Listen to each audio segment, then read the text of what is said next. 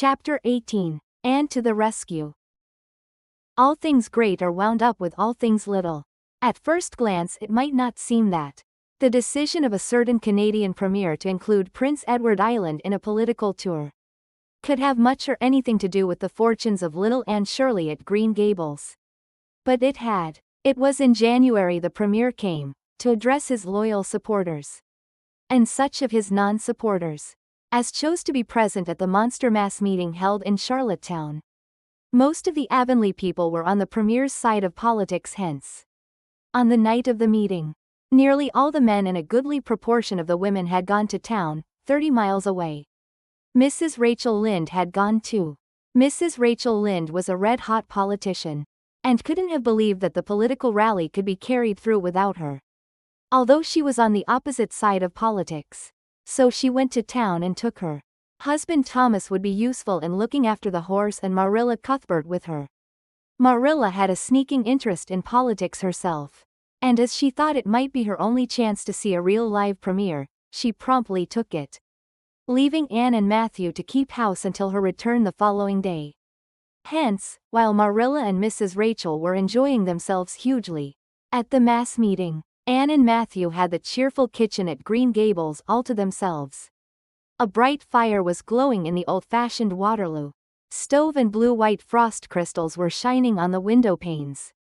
Matthew nodded over a farmer's advocate on the sofa and Anne at the table studied her lessons with grim determination, despite sundry wistful glances at the clock shelf, where lay a new book that Jane Andrews had lent her that day. Jane had assured her that it was warranted to produce any number of thrills, or words to that effect. And Anne's fingers tingled to reach out for it. But that would mean Gilbert Blythe's triumph on the morrow. Anne turned her back on the clock shelf and tried to imagine it wasn't there. Matthew, did you ever study geometry when you went to school? Well now, no, I didn't, said Matthew, coming out of his doze with a start. I wish you had, sighed Anne, because then you'd be able to sympathize with me. You can't sympathize properly if you've never studied it. It is casting a cloud over my whole life. I'm such a dunce at it, Matthew. Well now, I dunno, said Matthew soothingly.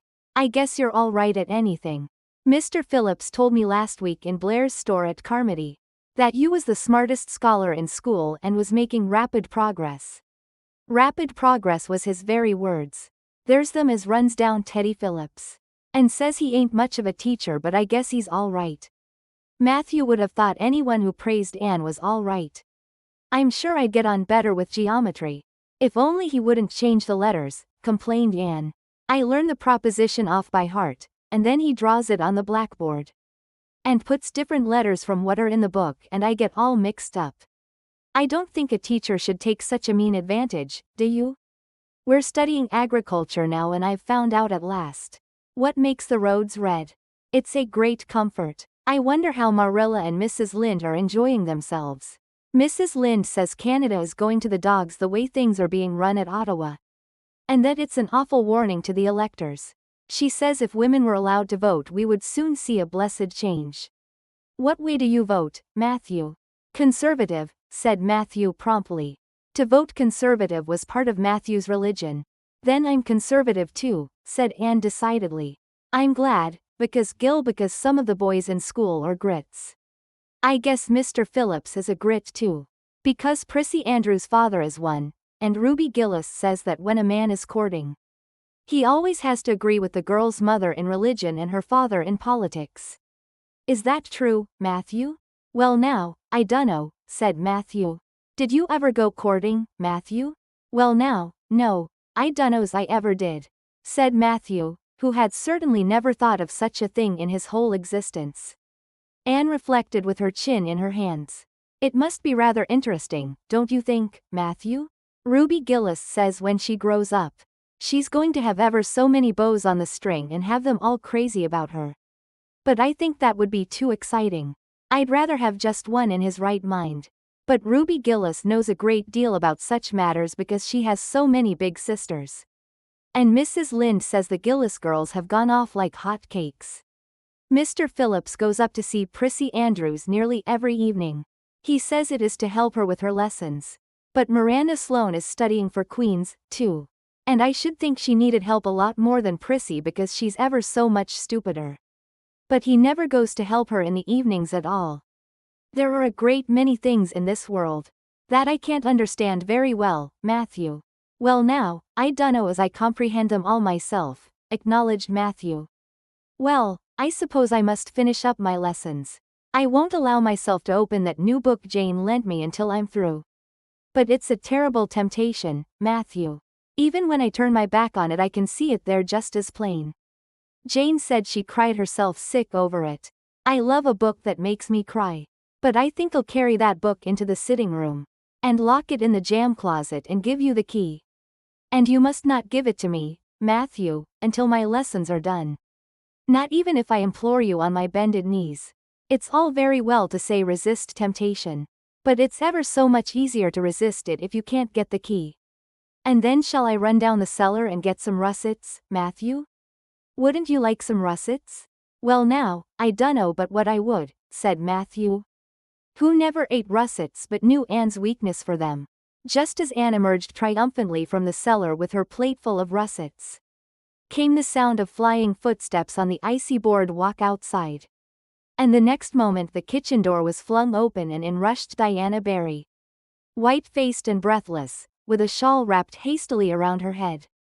Anne promptly let go of her candle and plate in her surprise, and plate, candle, and apples crashed together down the cellar ladder and were found at the bottom, embedded in melted grease, the next day, by Marilla, who gathered them up and thanked mercy the house hadn't been set on fire.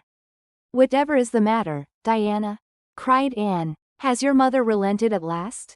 Oh, Anne, do come quick, implored Diana nervously. Minnie May is awful sick, she's got croup, young Mary Jo says, and father and mother are away to town and there's nobody to go for the doctor. Minnie May is awful bad and young Mary Jo doesn't know what to do, and oh, Anne, I'm so scared. Matthew, without a word, reached out for cap and coat, slipped past Diana and away into the darkness of the yard. He's gone to harness the sorrel mare to go to Carmody for the doctor, said Anne, who was hurrying on hood and jacket. I know it as well as if he'd said so. Matthew and I are such kindred spirits. I can read his thoughts without words at all. I don't believe he'll find the doctor at Carmody, sobbed Diana. I know that Dr. Blair went to town. And I guess Dr. Spencer would go too. Young Mary Jo never saw anybody with croup and Mrs. Lynde is away. Oh, Anne, don't cry, Dee, said Anne cheerily. I know exactly what to do for croup. You forget that Mrs. Hammond had twins 3 times. When you look after 3 pairs of twins you naturally get a lot of experience. They all had croup regularly. Just wait till I get the ipecac bottle, you mayn't have any at your house.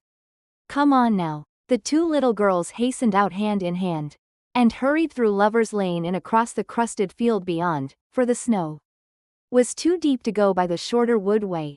Anne, although sincerely sorry for Minnie May, was far from being insensible to the romance of the situation, and to the sweetness of once more sharing that romance with a kindred spirit. The night was clear and frosty, all ebony of shadow and silver of snowy slope.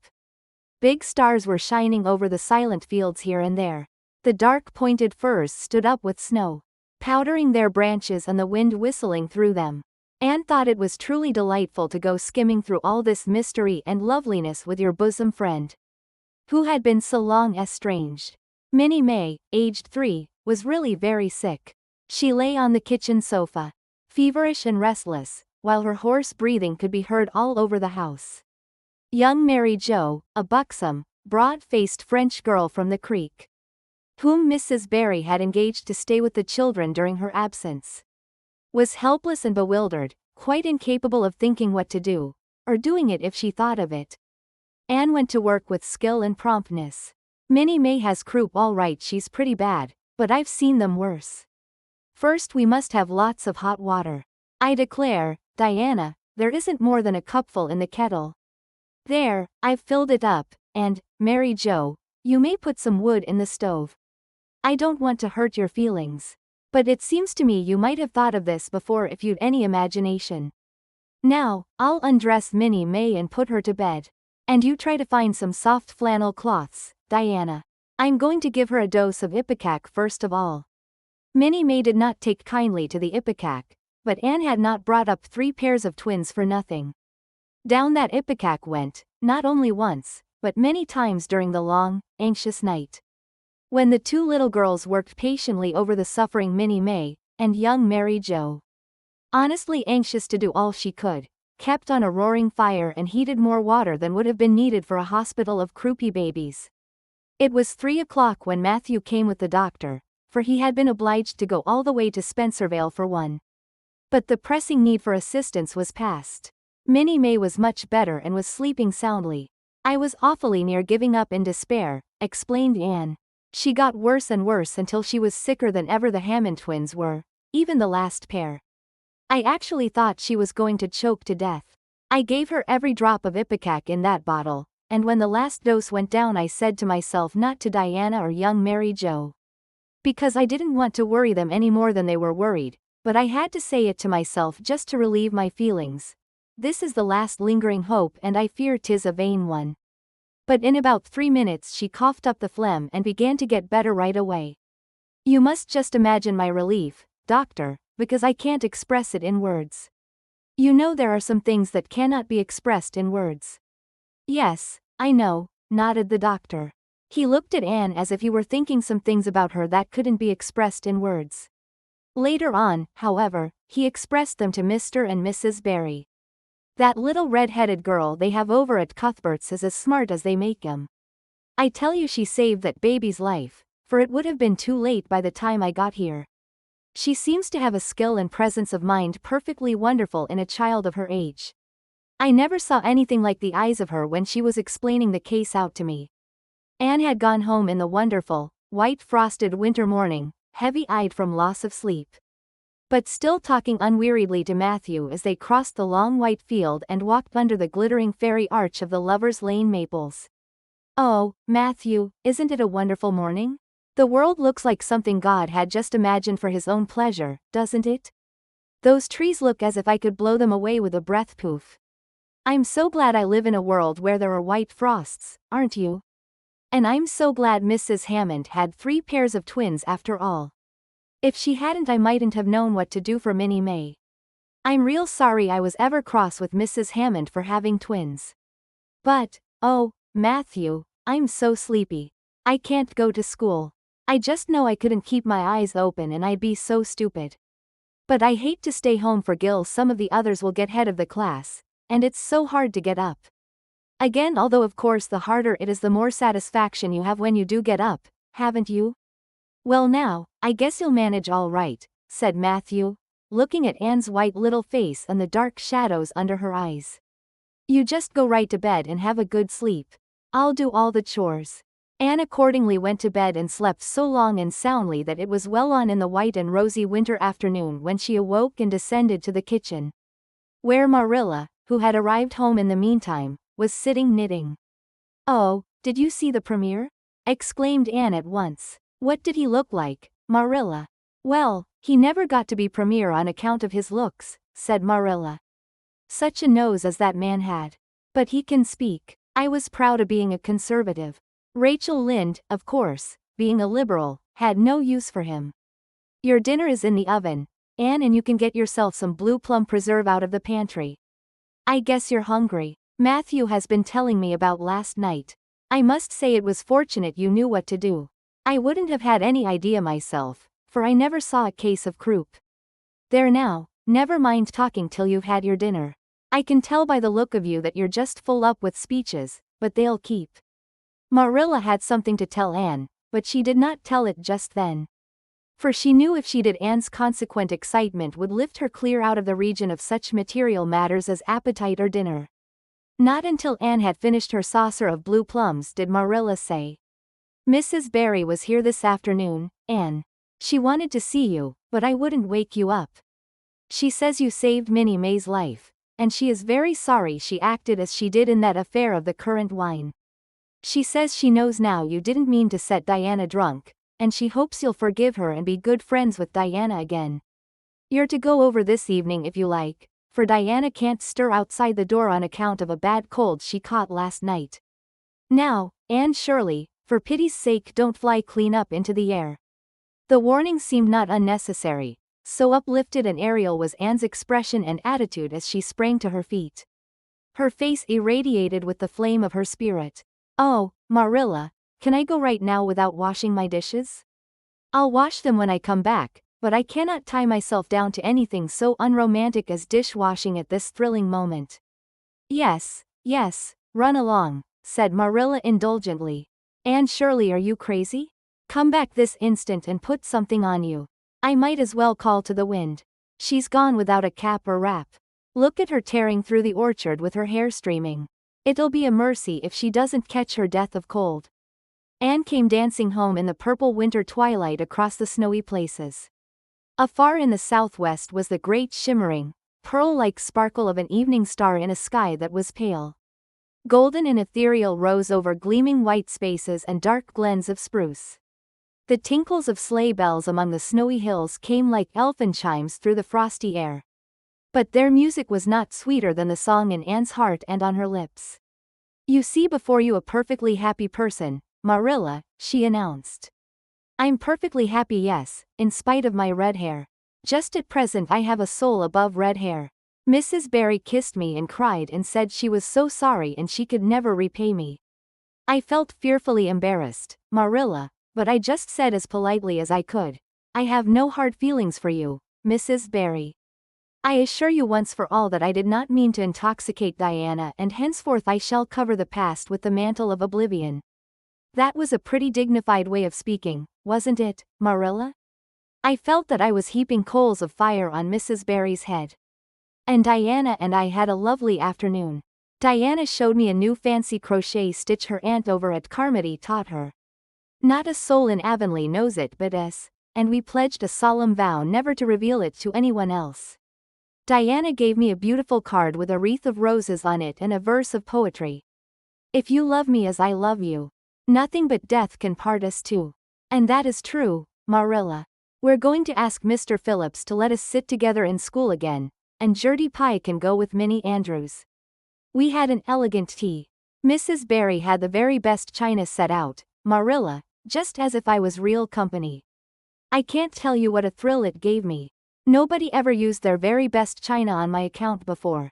And we had fruit cake and pound cake and donuts and 2 kinds of preserves, Marilla. And Mrs. Barry asked me if I took tea and said, "Pa, why don't you pass the biscuits to Anne? It must be lovely to be grown up, Marilla, when just being treated as if you were as so nice." "I don't know about that," said Marilla with a brief sigh. "Well, anyway, when I am grown up," said Anne decidedly, "I'm always going to talk to little girls as if they were, too. And I'll never laugh when they use big words. I know from sorrowful experience how that hurts one's feelings." After tea Diana and I made taffy. The taffy wasn't very good, I suppose because neither Diana nor I had ever made any before. Diana left me to stir it while she buttered the plates and I forgot and let it burn, and then when we set it out on the platform to cool, the cat walked over one plate and that had to be thrown away. But the making of it was splendid fun. Then when I came home Mrs. Barry asked me to come over as often as I could, and Diana stood at the window and threw kisses to me all the way down to Lover's Lane. I assure you, Marilla, that I feel like praying tonight, and I'm going to think out a special brand new prayer in honor of the occasion.